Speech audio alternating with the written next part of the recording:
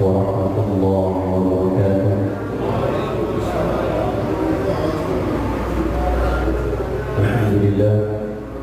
Alhamdulillahilladzi hadana li hadza wa ma kunna linahtadiya laula an hadana Allah.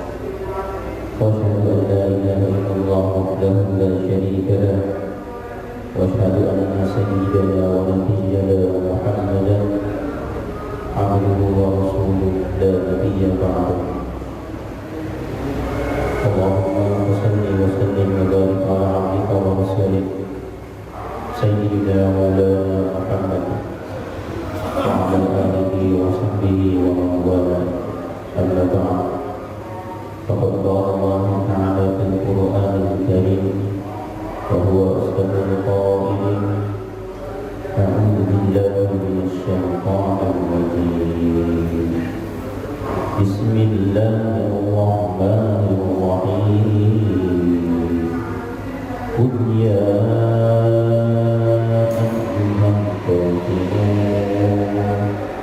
لا أعبد ما تعبدون ولا أنتم عابدون ما أعبد ولا أنا عابد ما عبدتم ولا أنتم عابدون ما أعبد لكم دينكم ولي دين. وقال رسول الله صلى الله عليه وآله وسلم وإنها لتعدل ثلث القرآن وفي رواية وإنها لتعدل ربع القرآن. صدق الله العظيم وصدق وبلغ رسوله النبي الحبيب الكريم ونحن على ذلك من الشاهدين والشاكرين والحمد لله رب العالمين. سبحانك لا علم لنا إلا ما علمتنا إنك أنت العليم الحكيم. ربنا افتح بيننا وبين قومنا بالحق وأنت خير الفاتحين. معاشر المسلمين muslimat, jamaah salat subuh masjid Baitul Izzah yang dirahmati Allah. Alhamdulillah, bagi yang berkah ini Allah Ta'ala menyatukan kita kembali di tempat yang mulia ini dalam kajian ilmu tafsir Al-Quran. Mudah-mudahan sebelum kita melangkah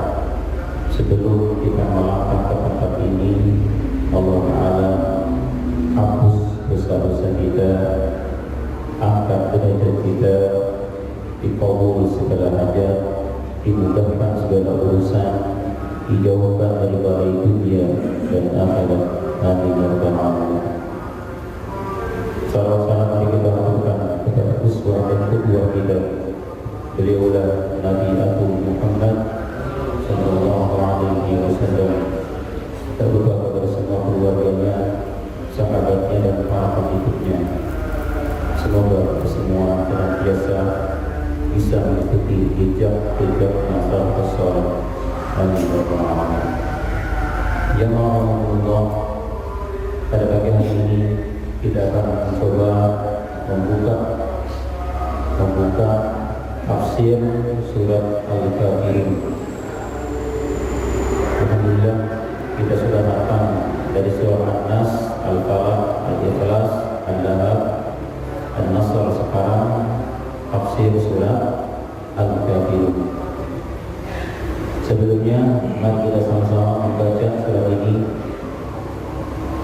dan berharap mudah-mudahan satu kali baca surat Al-Kafirun itu sebanding dengan sepertiga Al-Quran. Sebagian mengatakan seperempat Al-Quran. Baik, di belakang. A'udzu billahi minasy syaithanir rajim. A'udzu billahi minasy syaitanir rajim.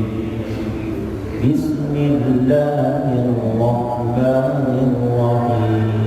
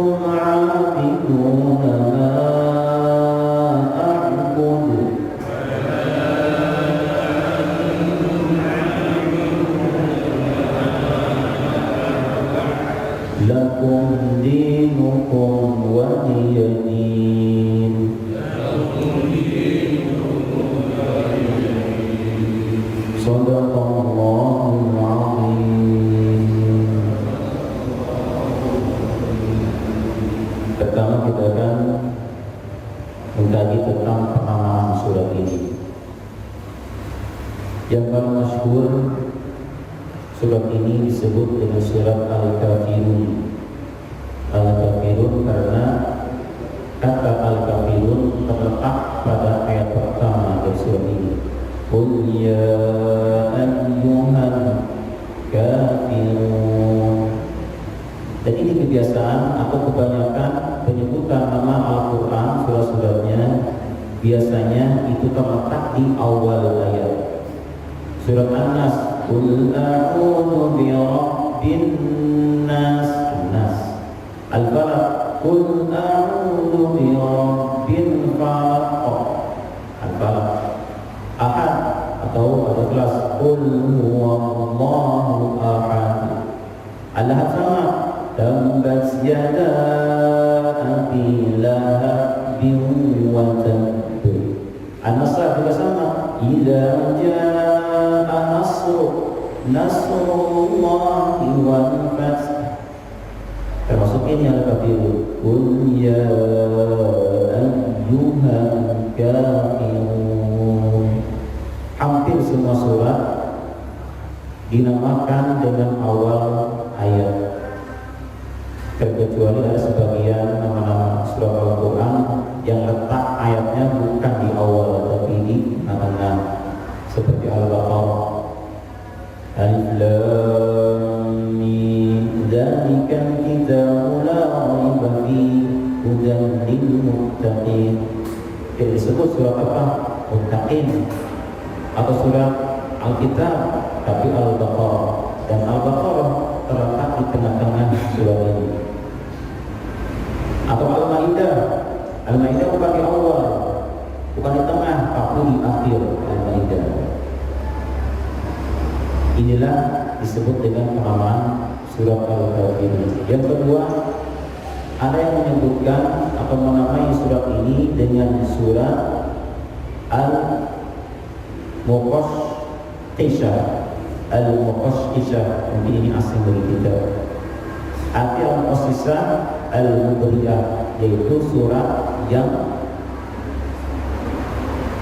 terbebas, surat pembebasan dari sifat syirik. Karena dalam sebuah hadis Rasulullah mengatakan, pernah berpesan kepada salah sahabat, apa pesan beliau? Ketika sahabat hendak tidur, kata beliau, bacalah surat Al-Kafirun, karena surat ini adalah barokah minasyirki. Orang yang membaca surat ini akan terbebas dari syirik. Disebutlah surat Al-Muqashqishah atau surat Al-Mubriyah. Yang ketiga, ada yang menamakan surat ini dengan surat ibadah. Surat ibadah ini mudah dihafal. Kenapa disebut ibadah surat ini?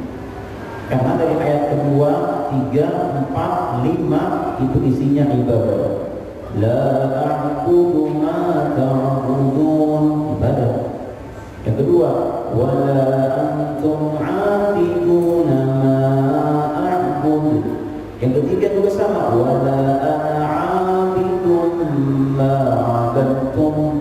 Dan terakhir, wala antum 'abiduna ma a'bud. A'budu, abadtum, abidun, itu semua pemanggilan dari kata ibadah. Disebutkan dengan sebutan surat ibadah. Dan terakhir, ada yang menyebut surat ini dengan sebutan surat ad-din.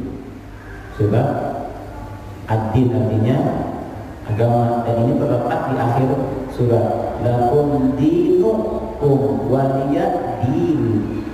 Dinu, dini, disebutlah surat ad-din. Jadi ada 4 penamaan surat kalau dari kalangan orang-orang Arab. Sementara kalau di kita, orang Indonesia khususnya, jarang menyebut dengan sebutan Al-Kafirun. Kebanyakan menyebut dengan surat Kuliah, surat Kuliah Kulhu, Kuliah dan Kulhu. Bisa saja, kenapa? Karena dia terletak di awal penyebutan Kuliah. Surat Al-Fil, alam tara. Surat apa lagi? Surat Al-Ma'un, ara'aita. Karena di kalangan kita kebanyakan mereka lebih mengenal surat di awal penyebutan suratnya. Ya Allah, itulah beberapa nama dari surat ini. Yang kedua, kita akan mengkaji tentang turunnya surat ini di mana. Di sini terdapat ayat mengatakan surat ini turun di kota Makkah. Ada yang mengatakan surat ini turun di kota Madinah.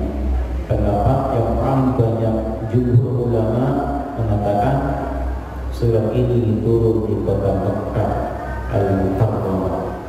Sedikit yang mengatakan surat ini turun di kota Madinah.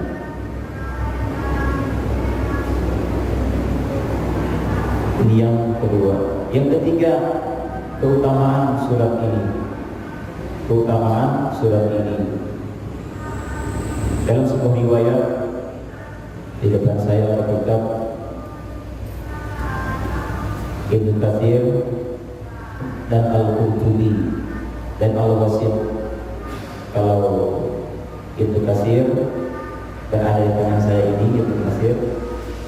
Kalau Al-Qurtubi dan Al-Wasit berada di tablet. Jadi ada 3 bahasan pada mas sekalian. Ada kitab yang tadi kita pada hari ini. Pertama Ibnu Katsir, kedua Al-Qurtubi, ketiga Al-Wasit. Dalam kitab Ibnu Katsir, di antara keutamaan surat ini, beliau mengatakan dalam sebuah hadisnya bahwa surat ini wa innaha la ta'dilu rubu'al Qur'an. Beliau mengatakan surat ini sebanding dengan seperempat Al-Qur'an. Kalau kita baca surat ini 4 kali, berarti sama dengan satu Quran kita baca. Al-Quran sama seperti surat Az-Zalzalah, idza zulzilatil ardu zilzalaha. Sama, orang baca surat Zalzalah itu sebanding dengan seperempat Al-Quran. Sementara dalam kitab Al-Qurtubi ada sebuah riwayat mengatakan bahwa dari hadis Anas dari Qurtubi dari Anas bahwasanya annaha ta'dilu thulutsal Qur'an. Al-Kafirun bisa membandingi sepertiga Al-Quran. Jadi hebat lagi. 2 riwayat, ada yang mengatakan sepertiga Al-Quran, ada yang mengatakan seperempat Al-Quran. Pendapat paling masyhur, surat ini sama dengan seperempat Al-Quran. Ini paling masyhur dari para ulama. Ini yang pertama. Yang kedua, di antara keutamaan surat ini,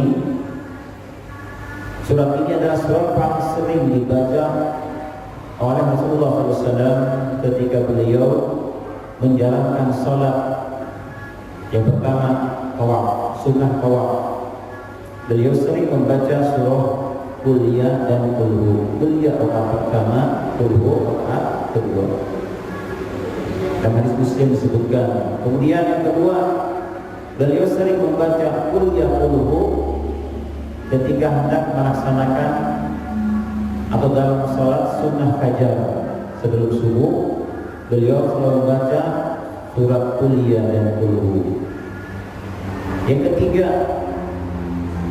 Rasul sering membaca 2 surat ini, Qul-Ya Qul-Hu, ketika beliau melaksanakan sholat sunnah ba'diyah maghrib. Ba'diyah maghrib dibaca Qul-Ya dan Qul-Hu. Dan bahkan sebagian riwayat mengatakan Nabi ketika sholat duha, ada yang menyebutkan membaca surat Qul-Ya dan Qul-Hu. Jadi banyak sekali memang 2 surat ini dibaca ketika melaksanakan sholat. Oleh karenanya, sebagian ulama mengatakan ketika seseorang hendak melakukan sholat yang di situ tidak disebutkan bacaannya apa, apakah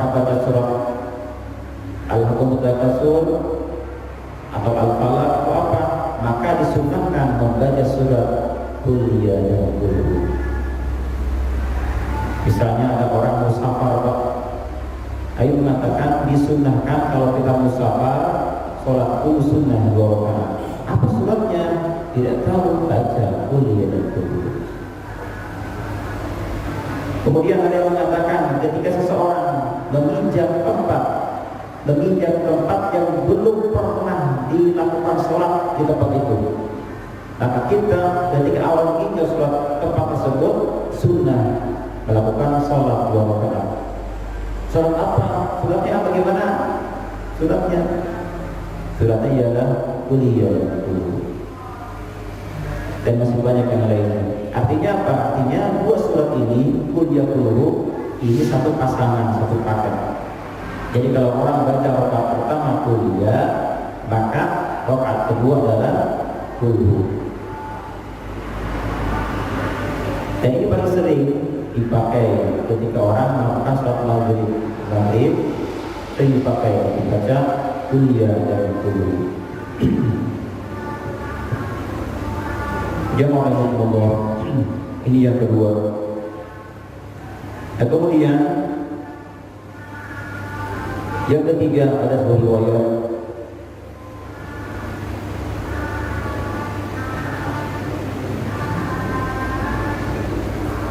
dari Muhammad bin Hanbal dari Ibnu Muawiyah bahwa Rasulullah pernah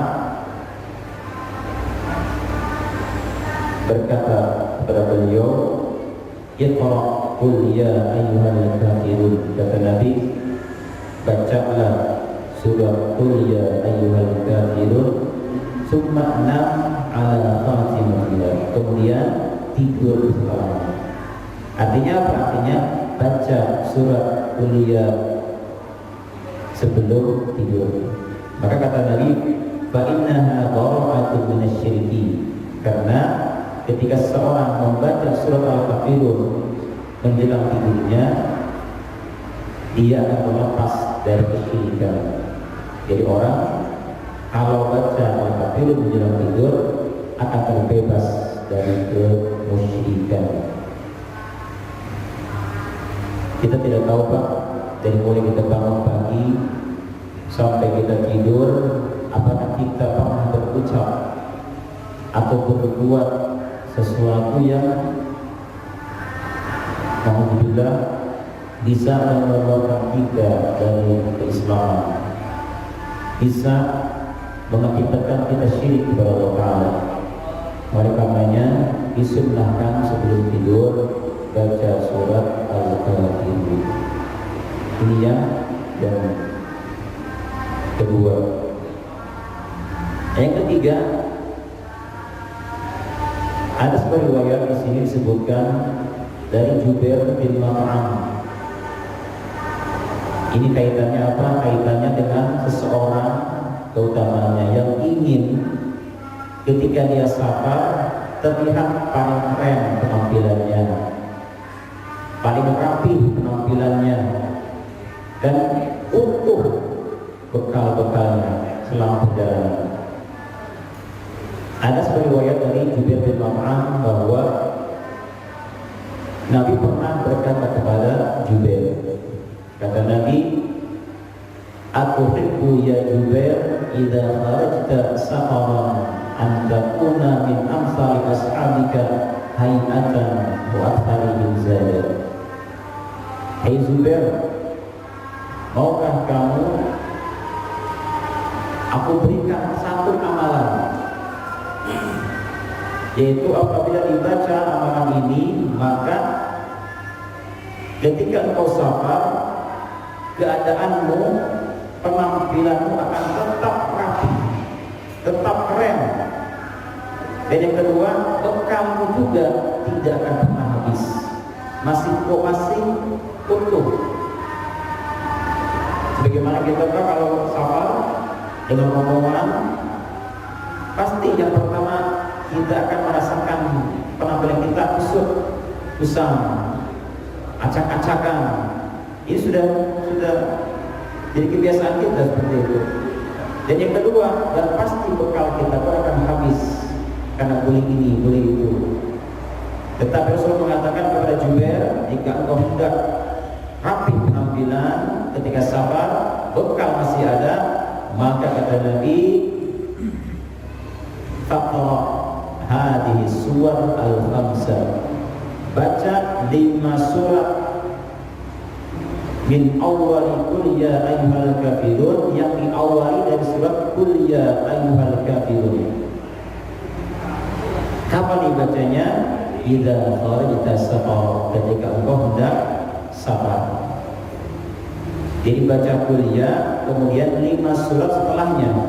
Yang pertama surat An-Nasr, idza jaa. Yang kedua Al-Lahab, tabbat yada. Yang ketiga Al-Ikhlas, qul huwallahu ahad. Yang keempat Al-Falaq. Yang kelima An-Nas. Jadi baca 6 surat ini di awal safar. Siap-siap kita safar di rumah atau di mobil baca Bismillahirrahmanirrahim. Tetapi kata Nabi, waqtatih qira'ataka bi Bismillahirrahmanirrahim. Tetapi awali bacaan-bacaanmu tadi dengan Bismillahirrahmanirrahim. Singkat cerita apa? Jubair berkata, kata Jubair, fa wallahi, demi Allah, kata dia, demi Allah, kata Jubair, pada mulanya sebelum aku amalkan amalan ini, aku adalah orang yang paling abadzahum hayatan, paling kusut, paling kusam penampilan di antara semua sahabat-sahabatku ketika safar. Dan yang kedua, wa aqalluhum zadat, dan paling habis bekal, paling sedikit bekal. Mereka masih utuh bekalnya, bekal sudah habis duluan. Kata beliau, tetapi kata beliau, fa'udhkartuhunna, semenjak aku baca amalan ini, sirtu min ahsanihim hayatan wa aktharihim zada.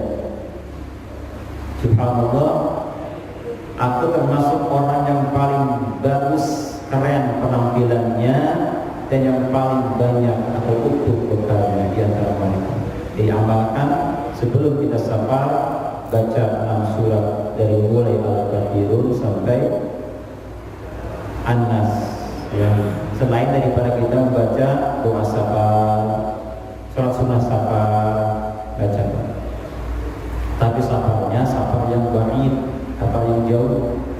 Kalau safar qarib yang dekat tidak usah. Kita mau ke Lakadua, baca dulu. Ya safar qarib yang jauh-jauh, yang sekiranya banyak bekal yang terkuras dan keluar, baca. Insya Allah bekal kita akan awet dan penampilan kita tetap rapi.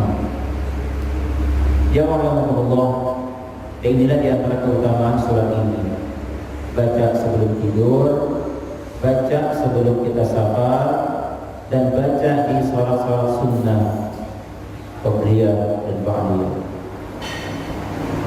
Sekarang sebab turunnya surat ini, dalam kitab Al-Qurtubi dan Al-Baghawi terangkan bahwa awal mula turun surat Al-Kafirun, riwayat dari Ibnu Abbas bahwa Rasulullah SAW pernah diminta oleh sekelompok orang Quraisy, diantaranya Haris bin Qais, As bin Wa'il, Walid bin Mughirah, Aswad bin Muttalib, Umayyah bin Khalaf, dan lain-lainnya.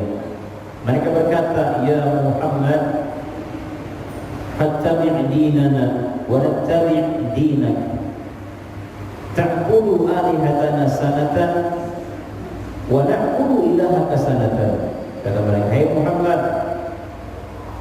kemarilah, kata dia, kata mereka, bagaimana kalau begini, kamu ikuti agamaku, aku pun akan mengikuti agamamu. Kamu sembah Tuhan-Tuhan kami selama setahun, dan kami berjanji akan menyembah Tuhanmu selama setahun. Jadi dikisahkan semenjak Nabi mencaci Tuhan mereka, Tuhan Tuhan yang tidak bisa bicara, tidak bisa mendengar, tidak ada manfaatnya, mudaratnya, mereka tersinggung. Akhirnya mereka minta kesepakatan, namanya suluh kesepakatan perdamaian. Bagaimana kalau begini, hai Muhammad, sembah Tuhanku setahun dan kami sembah Tuhan setahun namanya. Bagaimana? Kata Nabi, beliau menjawab, ma'adzallah an usyrika bihi ghairah.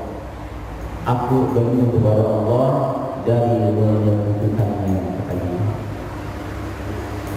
Kata mereka, jika kamu Muhammad tidak bisa menyembah semua Tuhan kami, minimal sembah sebagian Tuhan kami, walaupun hanya satu saja sembah.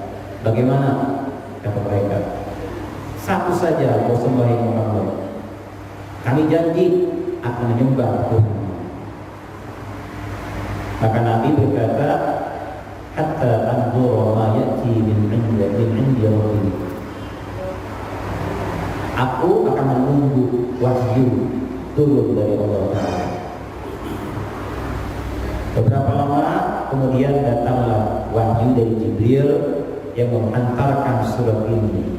Muhammad, qul, katakan kepada mereka, ya ayyuhal kafirun, la a'budu ma ta'budun, wa la antum 'abiduna ma a'budu. Sampai selesai dibaca. Artinya apa? Artinya jangan ikuti mereka. Dalam Islam ada namanya perdamaian, Pak, atau membuat kesepakatan.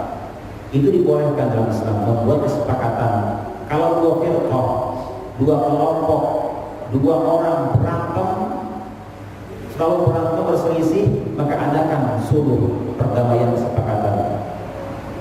Tetapi dalam Islam, suluh yang dibolehkan ialah suluh yang tidak menghalalkan yang haram dan tidak mengharamkan yang halal. Itu dibolehkan dalam Islam. Silakan. Bagaimanapun bentuk perdamaiannya silakan, tapi jangan sampai yang halal jadi haram, yang haram jadi halal. Apalagi kaitan dengan akidah, ini sama sekali boleh. Makanya Allah mengatakan, ayat ini, katakan kepada mereka, aku tidak akan menyembah apa yang mereka sembah. Dan begitu mereka tidak menyembah apa Tuhan yang aku sembah. Akhirnya setelah Nabi mendapatkan wahyu turunnya surat ini, kemudian beliau faqala Rasulullah sallallahu alaihi wasallam idal Masjidil Haram. Setelah beliau menerima surat ini turun, beliau langsung berangkat menuju Masjidil Haram. Dan kebetulan di sana banyak orang-orang Quraisy, kaum Quraisy. Di depan mereka Rasul membaca surat ini. Faqama ala rusihim tsumma qara'a. Nabi membaca surat ini di depan mereka.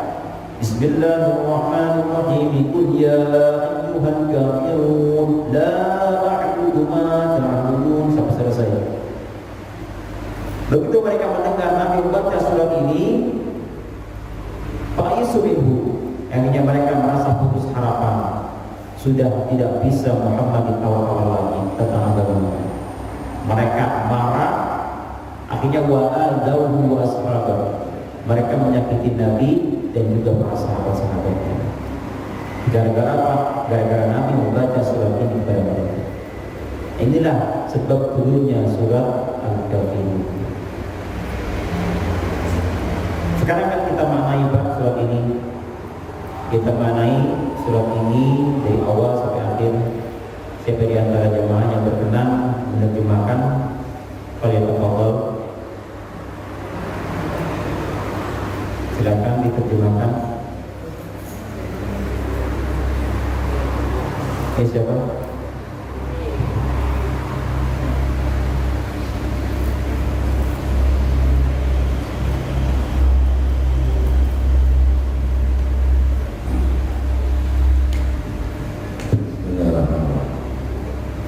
Katakanlah Muhammad, wahai orang-orang kafir, aku tidak akan menyembah apa yang kamu sembah, dan kamu bukan penyembah apa yang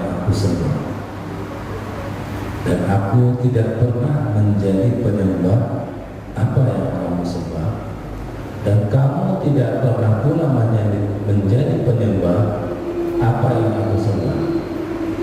Untukmu agamamu dan untukku agamaku. Itu artinya apa? Artinya sudah tidak asal lagi Pak ya.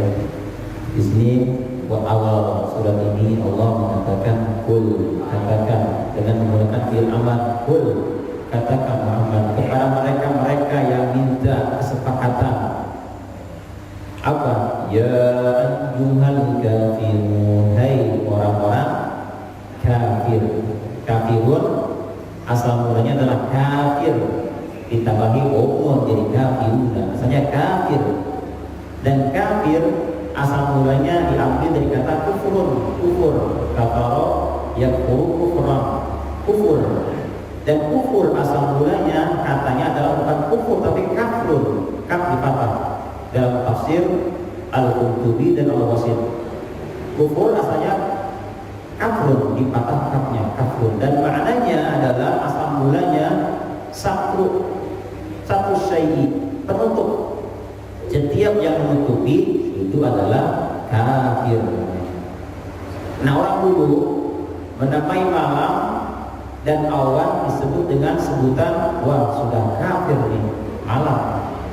Wah ada awan, ada kafir ini awan. Kenapa? Jadi dikatakan malam kafir karena dia menutupi semua alam dengan kegelapannya. Sebutlah kafir. Dan awan dikatakan awan, kenapa? Dikarenakan dia menutupi sinarnya matahari. Disebutlah kafir. Tidak sama kafir ialah yang menutupi.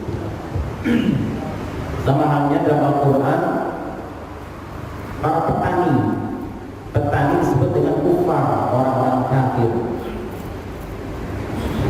Coba kita buka Pak. Kita buka surat Al-Hadid. Kalau surat Al-Hadid dibuka,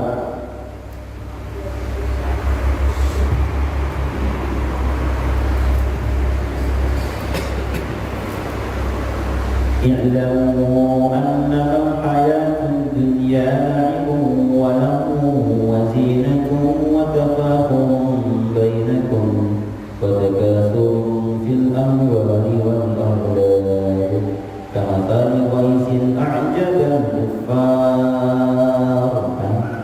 kamathali ghaythin a'jaba al-kuffar.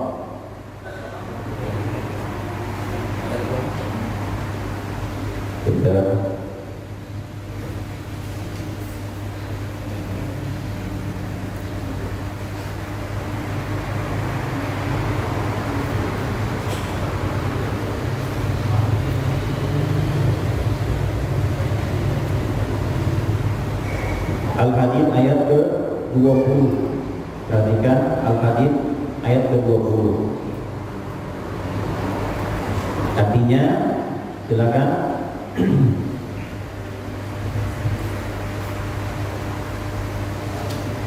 Ketahuilah sesungguhnya kehidupan dunia itu hanyalah permainan dan senda gurau, perhiasan dan saling berbangga di antara kamu, serta berlomba dalam kekayaan dan anak keturunan, seperti hujan yang tanam-tanamannya mengagumkan para petani.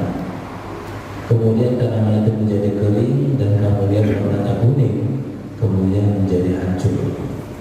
Dan di akhirat nanti ada azab yang keras dan ampunan dari Allah serta keridhaannya. Dan kehidupan dunia tidak lain adalah kesenangan yang palsu. Dalam ayat ini Allah mengatakan petani disebut dengan kufar. Kufar jamak dari kafir, kafirun, kafironi, kufar, orang-orang kafir, para petani. Kenapa petani disebut dengan sebutan kafir atau kufar? Karena mereka menutupi benih, nanam apapun pasti dikubur. Ditutupi dengan apa? Dengan tanah. Disebutlah dengan kafir, menutupi benih atau pohon akarnya dengan tanah, menutupi atau mengubur. Disebutlah dengan sebutan kafir. Jadi kafir ini sebenarnya adalah yang menutupi. Nah kemudian Setelah berjalan, dalam kitab tersebut masyhur di kalangan mereka orang Arab. Jadi istilah kafir ini disebut dengan istilah orang-orang yang mengkufuri nikmat, artinya menutupi nikmat. Dia lupa kepada siapa, kepada pemberi nikmat. Disebutlah dengan sebutan kufur nikmat. Kufur nikmat artinya dia lupa terhadap zat atau siapapun yang telah memberikan nikmat kepadanya. Kufur nikmat namanya. Inilah masalah setelah selesai dibahas tentang masalah umumnya makna kafir. Dan terakhir, jika berkaitan dengan akidah, maka kufur atau kafir adalah kebalikan daripada iman. Iddul iman itu adalah istilah kafir. Jadi mana di sini, hei orang-orang kafir, hei orang-orang yang tidak muslim atau non muslim, atau hei orang yang tidak tunduk, tidak patuh, tidak masuk Islam, artinya kafir itu. Apa kata Nabi? La a'budu ma ta'budun. Aku tidak akan pernah menyembah atau jadi penyembah, tidak akan pernah menyembah apapun Tuhan yang kalian sembah. Yang kedua, wala antum abiduna ma a'budu, dan kalian pun tidak akan jadi penyembah Tuhan yang aku sembah. Berikutnya, wala ana abidu ma abadtu, dan aku bukan penyembah dari apa yang kamu sembah. Jadi yang pertama Allah mengatakan la a'budu. Ayat ketiga Allah mengatakan wala ana abidun. Bedanya apa?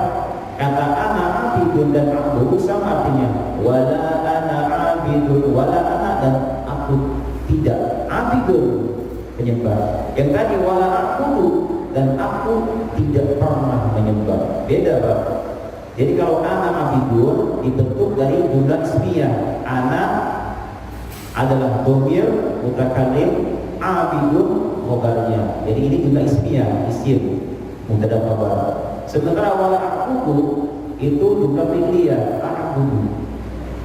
Nah, para ulama mengatakan ketika ada dua jumlah ismiyah atau fi'liyah, maka yang paling kuat adalah jumlah ismiyah, lebih kuat isinya, maknanya daripada jumlah fi'liyah.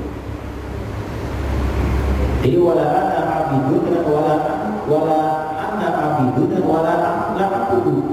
Ini lebih kuat maknanya dengan wala ana abidun ma a'budu, karena dia jumlah ismiyah. Maknanya sama tetapi lebih kuat jumlah ismiyah.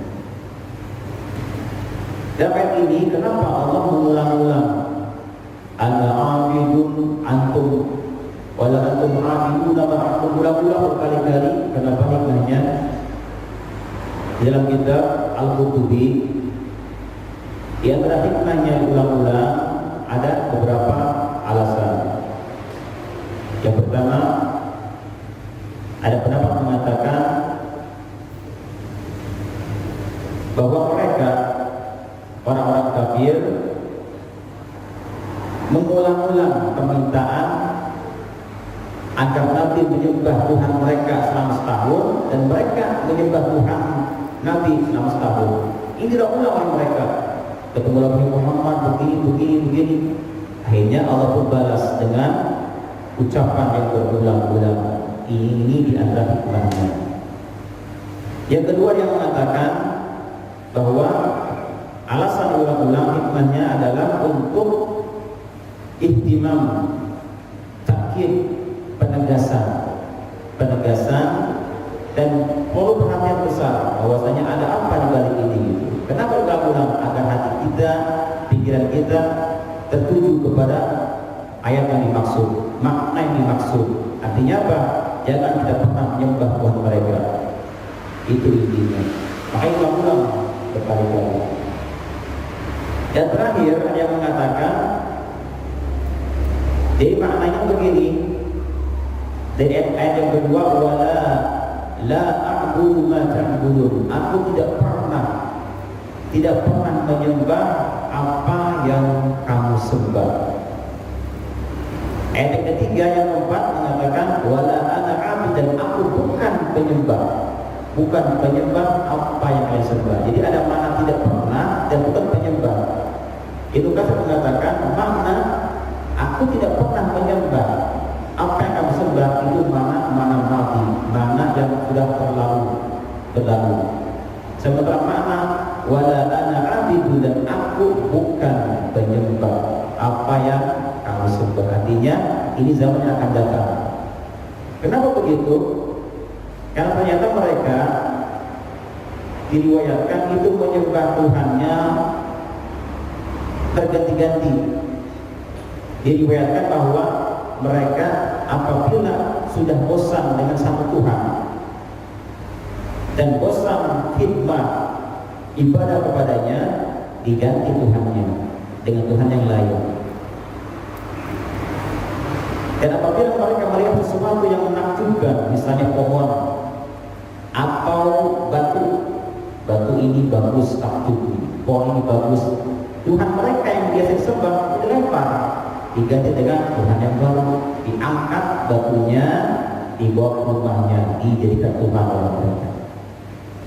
Namanya di sini berulang kembali, dan aku bukan penyembah apa yang kamu sembah. Ya, mereka sudah ganti. Hari ini mereka menyembah Tuhan A, besoknya Tuhan B. Jadi beda-beda Tuhan itu. Nah, kemudian di akhir surat ini Allah mengatakan lakum dinukum waliyadin, untukmu agamamu, waliyadin, dan untukku agamaku. Asal mulanya di sini waliyadini, ada iya di akhir ayat ini. Waliyadini, ada nun dan nun iya. Kemudian ianya dibuang, jadi din, agar apa? Agar ujung ayatnya serasi. Karena semua ayat ini diakhiri dengan nun. Qul ya ayyuhal kafirun, nun, la a'budu ma ta'budun. Dan terakhir, lakum dinukum waliyadin. Andaikan pakai iya tidak sesuai nanti akhirnya. Lakum dinukum waliyadini, nggak sesuai, nggak indah, nggak enak didengarnya. Oleh karena itu dibuanglah iya di akhir. Dan ini banyak terjadi dalam Al-Quran. Demikian jemaah. Mungkin ada kesempatan buat pertanyaan, silakan. Mau ada waktu untuk